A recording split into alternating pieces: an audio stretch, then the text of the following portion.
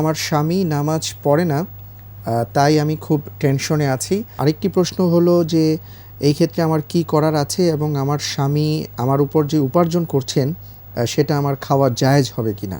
জি বোন, এটা আপনার ইমানের চেতনা। আপনাকে কংগ্রাচুলেট করি যে আল্লাহ তাআলা আপনার ভিতরে এই কষ্টটা দিয়েছেন। প্রথমেই আমাদের বুঝতে হবে যে আল্লাহ তাআলা মেয়েদেরকে অত্যন্ত বেশি সুযোগ দিয়েছেন, দায়িত্ব কম দিয়েছেন। স্বামী নামাজ না পড়লে আপনার দায়িত্ব হলো যে আপনি তাকে নামাজ পড়তে অনুরোধ করবেন। এবং বারবারই আমরা বলি যে আপনার স্বামী পুরুষ, আপনি নারী। আল্লাহ তাআলা নারী এবং পুরুষদের ভিতরে ভিন্ন কিছু প্রাকৃতিক বৈশিষ্ট্য দিয়েছেন।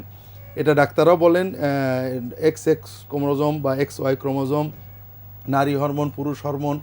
এই জন্য আপনি আপনার সরাসরি এই নামাজ পড়তে হবে, নইলে এটা হবে জেদাজেদিতে না, যে আপনি আদর করে, সোহাগ দিয়ে, যত্ন করে, অভিমান দিয়ে আপনি তাকে নামাজ পড়ান, তাহলে আপনি অনেক বেশি সওয়াব পাবেন।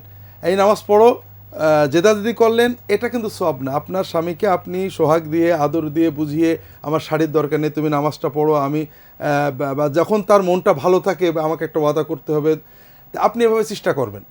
আপনি যদি চেষ্টা করে সফল হন, তাহলে আপনি অত্যন্ত বড় সওয়াব পাবেন, যেটা রাসূলুল্লাহ সাল্লাল্লাহু আলাইহি ওয়াসাল্লাম বলছেন, লা ইয়াহদিয়াল্লাহু বিকা রাজুলান ওয়াহিদান খায়রুল লাকা মিন হুমুরিন নাম।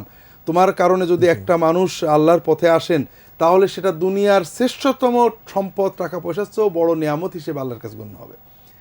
আর যদি না হন আপনার স্বামী, তাহলে আপনি গুনাহগার হবেন না।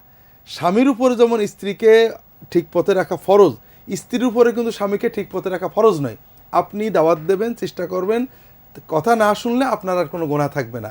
আর স্বামীর উপার্জন খাওয়া আপনার জন্য বৈধ হবে। স্বামী যদি হারাম উপার্জন করেন, আপনি বাধা দেবেন, নিষেধ করবেন, তবে আপনার স্বামীর উপরে ফরজ হলো আপনার খাওয়ানো। কাজেই তিনি যদি হারাম করে খাওয়ান, আপনার কথা না শোনেন, তার পাপটা তার হবে, আপনার হবে না।